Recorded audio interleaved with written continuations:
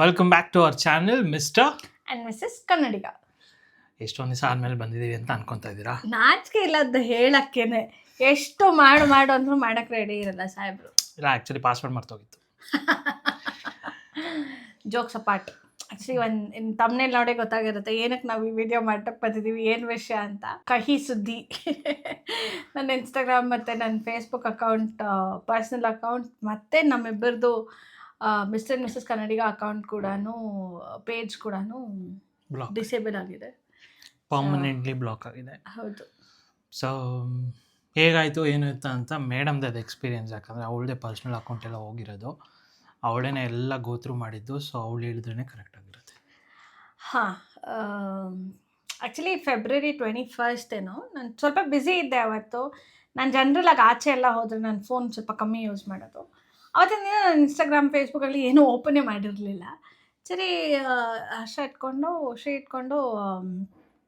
Mister and missus Kannadiga page open ಆಗ್ತಿಲ್ಲ, ಏನೋ problem ಆಗಿರಬೇಕು, ಬ್ಲಾಗ್ಡ್ ಅಂತ ಬರ್ತಿದೆ ಅಂತ ಹೇಳಿದ್ರು. ಸರಿ, ಏನಾಗಿರ್ಬೋದು ಅಂತ ನಾನು ನನ್ನ ಫೋನಲ್ಲಿ ಇನ್ಸ್ಟಾಗ್ರಾಮ್ ಓಪನ್ ಮಾಡಿದ್ರೆ ನನ್ನ ಪರ್ಸ್ನಲ್ ಅಕೌಂಟು ಡಿಸೇಬಲ್ ಆಗಿದೆ ಅಂತ ಮೆಸೇಜ್ ಬಂತು. ಸರಿ, ನಾನು ಅವತ್ತು ಬ್ಯುಸಿ ಇದ್ದೆ, ಆಚೆ ಇದೆ, ಬಿಡು ಮನೆಗೆ ಹೋಗಿ ನೋಡ್ಕೊಳ್ಳೋಣ, ಏನೋ ಇಶ್ಯೂ ಆಗಿರ್ಬೋದು, ಸುಮ್ಮನೆ ಫೋನ್ ಕಸ್ಟಮರ್ ಕೇರಿಗೆ ಜನರಲಾಗಿ ಫೋನ್ ಮಾಡಿ ನಾವು ಹೇಗೆ ಸಾರ್ಟ್ ಔಟ್ ಮಾಡ್ಕೊತೀವಿ ಹಾಗೆ ಇರುತ್ತೆ ಅಂತ ನಾನು ಆರಾಮಾಗೆ ಓಕೆ ಅಂತ ಸುಮ್ಮನೆ ಅದೆ. ನೆಕ್ಸ್ಟ್ ದಿನ ಜನರಲಾಗಿ ನಾನು ಓಪನ್ ಮಾಡಿದಾಗ, ಇನ್ಸ್ಟಾಗ್ರಾಮ್ ಓಪನ್ ಮಾಡಿದ ತಕ್ಷಣ ಅಪೀಲ್ ಅಂತ ಒಂದು ಆಪ್ಷನ್ ಬರ್ತಾಯಿತ್ತು.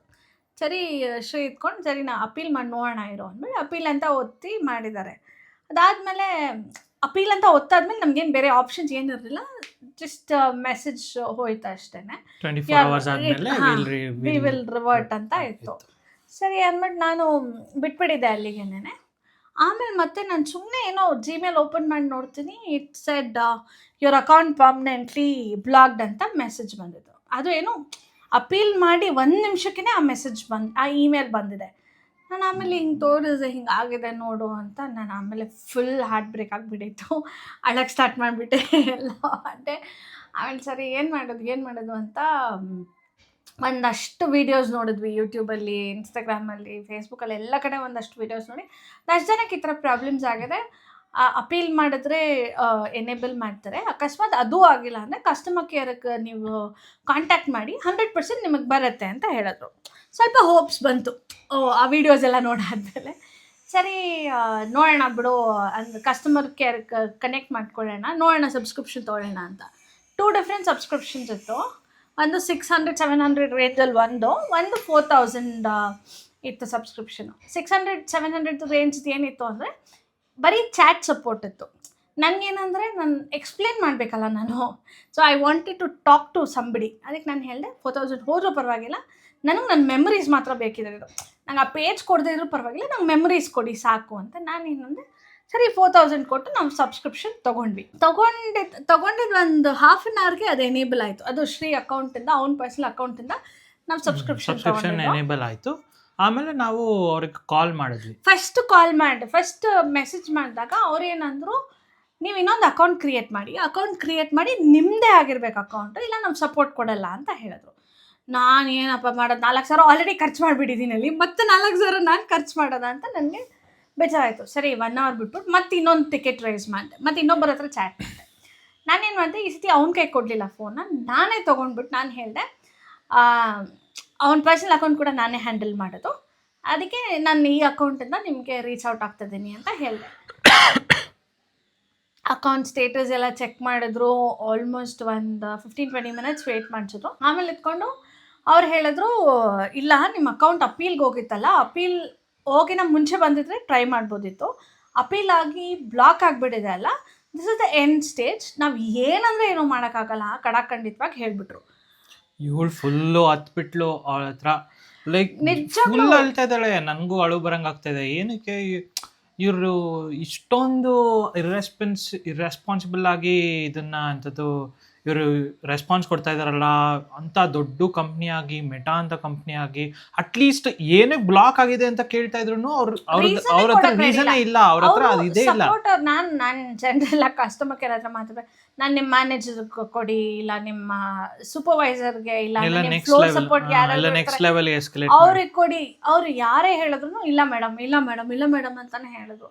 ಅವ್ರು ಆಮೇಲೆ ನನ್ನ ಮ್ಯಾನೇಜರ್ ಕೊಡಿ ಅಂದರೆ ಅವರು ಕಾಲಿಗೆ ಬರಲ್ಲ, ನಿಮ್ಗೆ ಇಮೇಲ್ ಕಳಿಸ್ತಾರೆ ಅಂತ ಹೇಳಿದ್ರು. ಸೇಮ್ ಸಿನಾರಿಯೋ ನನಗೆ ಇಮೇಲಲ್ಲಿ ಕಳಿಸಿದ್ರು. ನಂಗೆ ಫುಲ್ ಹಾರ್ಟ್ ಬ್ರೇಕ್ ಆಗೋಗಿತ್ತು. ನಾನು ಆ ಕಾಲಲ್ಲಂತೂ 1.5 hour ಎಷ್ಟು ಹತ್ತಿದ್ದೀನಿ, ಬಟ್ ಅದಕ್ಕೂ ಅವ್ರು ಕರಗಲಿಲ್ಲ. ನನಗೆ ಒಂದೇ ಬೇಜಾರು, ನನಗೆ ಆ ಪೇಜ್ ಕೊಡದೇ ಇದ್ರು ನನಗೇನು ಅಷ್ಟೊಂದು ಜನ ಫಾಲೋವರ್ಸ್ ಇರಲಿಲ್ಲ, ಬಟ್ ನನ್ನ ಮೆಮೊರೀಸ್ ಮಾತ್ರ ತುಂಬ ಅಂದರೆ ತುಂಬ ಇತ್ತು ಅದರಲ್ಲಿ. ನಾನು ಜನರಲಾಗಿ ಯಾರಾದರೂ ನೀನು ಹಳೆ ಫೋಟೋಸ್ ತೋರಿಸೋದು ತಕ್ಷಣ ಟಕ್ಕಂತ ಫೇಸ್ಬುಕ್ ಓಪನ್ ಮಾಡಿಬಿಟ್ಟು ನೋಡಿ ನಾನು ಹೆಂಗಿದೆ ಅಂತ ತೋರಿಸ್ತಾ ಇದ್ದೆ. ಸೊ ಅದೆಲ್ಲ ನನಗೆ ಬೇಜಾರಾಗುತ್ತೆ, ನನ್ನ ಮೆಮೊರೀಸ್ ಹೋಯ್ತಲ್ಲ ಅನ್ನೋದು ಬೇಜಾರಾಗುತ್ತೆ. ಬಟ್ ಅದಾದಮೇಲೆ ನೆಕ್ಸ್ಟ್ ಡೇ ಏನು ಮಾಡಿದ್ವಿ ನಾವು, ಅಟ್ಲೀಸ್ಟ್ ನಮ್ಮದು ಡೇಟಾನಾದರೂ ಫುಲ್ ಕಾಮಿಡಿದು. ಸೊ ನಮ್ಮ ಡೇಟಾನಾದರೂ ತೊಗೊಳ್ಳೋಣ ಅಂತ ಹೇಳ್ಬಿಟ್ಟು ತಿರ್ಗಾ ಸಪೋರ್ಟಿಗೆ ರೀಚ್ ಔಟ್ ಮಾಡಿದ್ವಿ. ಅದು ಏನಕ್ಕೆ ರೀಚ್ ಔಟ್ ಮಾಡಿದ್ವಿ ಅಂದರೆ, ಇವಳು ಇನ್ಸ್ಟಾಗ್ರಾಮ್ ಅಕೌಂಟ್ದು ID ಪಾಸ್ವರ್ಡ್ನ ಮರ್ತೋಗಿದ್ದಾಳೆ. ಸೊ ಅದನ್ನು ರೀಸೆಟ್ ಕೂಡ ಮಾಡೋಕ್ಕಾಗ್ತದೆ, because it's already block. So ಇವರು ಸಪೋರ್ಟ್ ತೊಗೊಳ್ಳೋಣ ಅಂದ್ಬಿಟ್ಟು ಸರಿ ಆಯಿತು ಅಂದ್ಬಿಟ್ಟು ಫೋನ್ ಮಾಡಿದ್ವಿ. ಫೋನ್ ಮಾಡಿಬಿಟ್ಟು ಅವನು ಹೆಲ್ಪ್ ಮಾಡ್ದ, ಪಾಸ್ವರ್ಡ್ ಎಲ್ಲ ರೀಸೆಟ್ ಮಾಡೋಕ್ಕೆ ಹೆಲ್ಪ್ ಮಾಡ್ದ. ಬಟ್ ಅದು ಆಗ್ತಾ ಇರಲಿಲ್ಲ. ಅದಾದಮೇಲೆ ಫೇಸ್ಬುಕ್ದು ಏನೋ ಆಯಿತು. ಫೇಸ್ಬುಕ್ ಆಗಿದ ತಕ್ಷಣ ಅದನ್ನು ಸರಿ ಇವಳು ಕಾಲಲ್ಲಿದ್ಲು, ನಾನು ಇಲ್ಲಿ ಪ್ಯಾರಲಲ್ ಆಗಿ ಲ್ಯಾಪ್ಟಾಪಲ್ಲಿ ಟ್ರೈ ಮಾಡ್ತಿದ್ದೆ. ಫೇಸ್ಬುಕ್ದು ಬಂತು. ಫೇಸ್ಬುಕ್ದು ಡೌನ್ಲೋಡ್ ಯುವರ್ ಡೇಟಾ ಅಂತ ಬಂತು. ಡೌನ್ಲೋಡ್ ಅಂತ ಕೊಟ್ಟಾದ್ಮೇಲೆ ಡೌನ್ಲೋಡ್ ಆಯಿತು. ಅದು ಜಸ್ಟ್ ಲೈಕ್ 15 seconds ಡೌನ್ಲೋಡ್ ಆಗೈತಿ. ನಮ್ಮ ಮೆಮೊರೀಸು, ನಮ್ಮ ವೀಡಿಯೋಸ್ ಎಲ್ಲ 15 seconds ಡೌನ್ಲೋಡ್ ಆಗ್ಬಿಡುತ್ತೆ. ಓಪನ್ ಮಾಡಿದೆ ನಾನು. ಅದ್ರಲ್ಲಿ ಏನಿದೆ ಅಂದರೆ, ನನ್ನ ಹೆಸರು, ನನ್ನ ಬರ್ಡೇ, ಯಾವಾಗ ನಾನು ಯಾವ ಕಾಲೇಜಲ್ಲಿ ಓದಿದೆ, ಇದೆಲ್ಲ ಕಾಮನ್. ಬಯೋನಲ್ಲಿ ಏನೇನು ಇರುತ್ತಲ್ಲ, ಬಯೋನಲ್ಲಿ ಅದೆಲ್ಲನೂ ಅಲ್ಲಿತ್ತು. ನಾನು ಇದನ್ನ ಇಟ್ಕೊಂಡು ಇವಳು ಕೇಳ್ತಾ ಇದ್ದಾರೆ, ಇದನ್ನ ಇಟ್ಕೊಂಡು ನಾನೇನು ಮಾಡಲಿ ಅಂತ.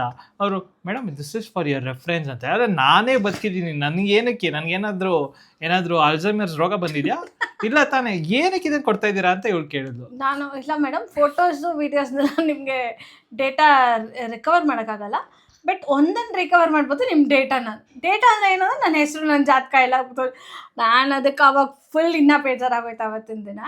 ಸರಿ ಹಾಳಾಗೋಗ್ಲಿ, ಹೊಸ ಅಕೌಂಟ್ ಕ್ರಿಯೇಟ್ ಮಾಡೋಣ ಅಂತ ಹೊಸ ಅಕೌಂಟ್ ಕ್ರಿಯೇಟ್ ಮಾಡಿ ಎಲ್ಲರಿಗೂ ರಿಕ್ವೆಸ್ಟ್ ಕಳಿಸಿದೆ. ಎಲ್ಲರೂ ಅಕ್ಸೆಪ್ಟ್ ಮಾಡಿದ್ರು.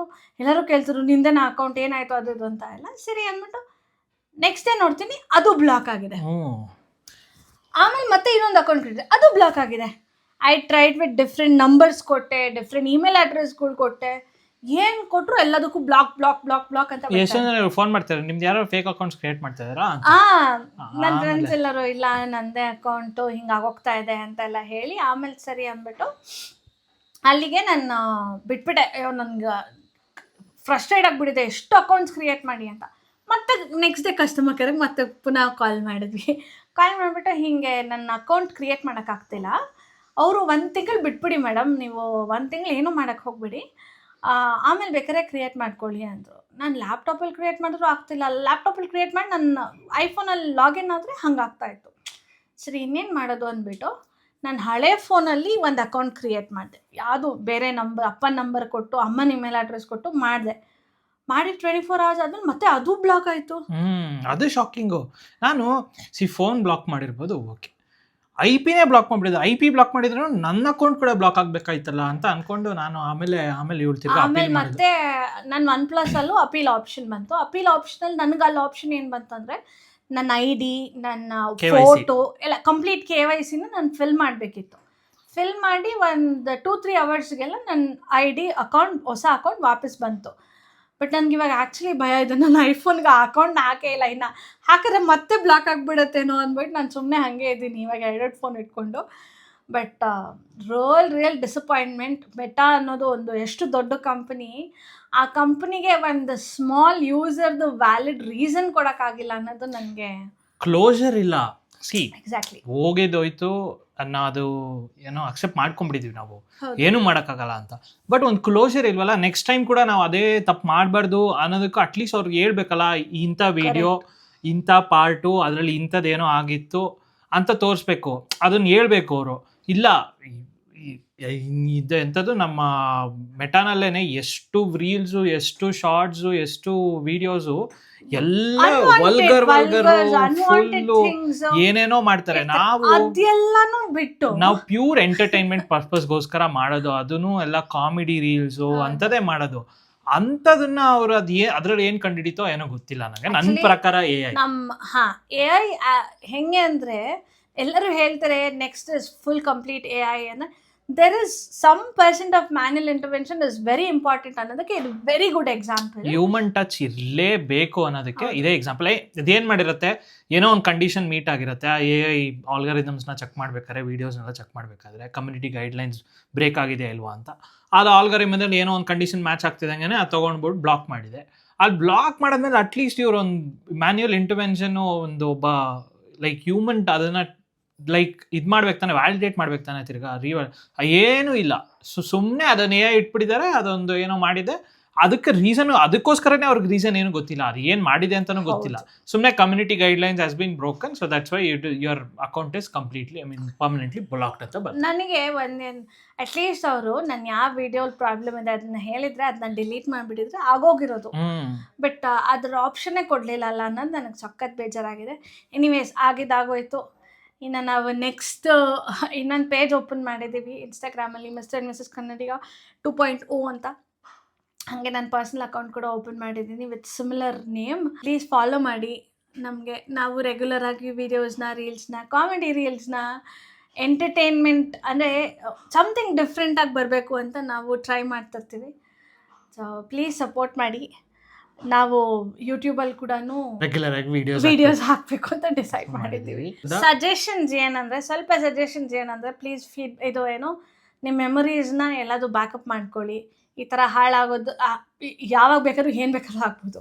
ಸೊ ಆ್ಯಂಡ್ ಕಂಪ್ಲೀಟ್ ಆಗಿ ಇಂಟರ್ನೆಟ್ ಮೇಲೆ ರಿಲೈ ಮಾಡ್ಕೋಬೇಡಿ. ಇನ್ಸ್ಟಾಗ್ರಾಮ್, ಫೇಸ್ಬುಕ್ ಎಲ್ಲ ಯಾವಾಗ ಬೇಕಾದ್ರೂ ಹೋಗ್ಬೋದು. ಹೌದು. ಸೊ ನಿಮ್ಮ ಮೆಮೊರೀಸ್ನೆಲ್ಲ ಕ್ಲೀನಾಗಿ ಬ್ಯಾಕಪ್ ಮಾಡಿ ಒಂದ್ ಕಡೆ ಇಟ್ಕೊಳ್ಳಿ. ಹೌದು. So that it is safe. ನೀವು ಬೇಜಾರಾಗದಿರೋ ಥರ ಅದು ನಿಮ್ಮ ಕೈಯಲ್ಲೇ ಇದೆ. ಹೌದು. ಸೊ ಅದಕ್ಕೋಸ್ಕರ ಅದನ್ನೊಂದು ಗಮನದಲ್ಲಿ ಸಜೆಷನ್ ಅಂತ ಅನ್ಕೊಳ್ಳಿ. ಸರಿ, ಸೊ ಇಲ್ಲಿಗೆ ಎಂಡ್ ಮಾಡೋಣ. ಸೊ ಎಲ್ಲರಿಗೂ ಯುಗಾದಿ ಹಬ್ಬದ, ಹೊಸ ವರ್ಷದ ಶುಭಾಶಯಗಳು. ಮತ್ತು ರಂಜಾನ್ ಯಾರ್ಯಾರು ಆಚರಿಸ್ತಾ ಇದ್ರು ಅವ್ರಿಗೆಲ್ಲರೂ ಹ್ಯಾಪಿ ರಂಜಾನ್ ಅಂತ ಹೇಳ್ತಾ, ಸೊ ಇಲ್ಲಿಗೆ ಈ ವಿಡಿಯೋನ ನಾವು ಎಂಡ್ ಮಾಡ್ತಾ ಇದ್ದೀವಿ. Thank you so much. ಇದೇ ಥರ ಸಪೋರ್ಟ್ ಮಾಡ್ತಾರೆ. ಇನ್ಮೇಲೆ ರೆಗ್ಯುಲರ್ ಆಗಿ ವಿಡಿಯೋಸ್ ಬರುತ್ತೆ. See you guys. ನಮಸ್ಕಾರ.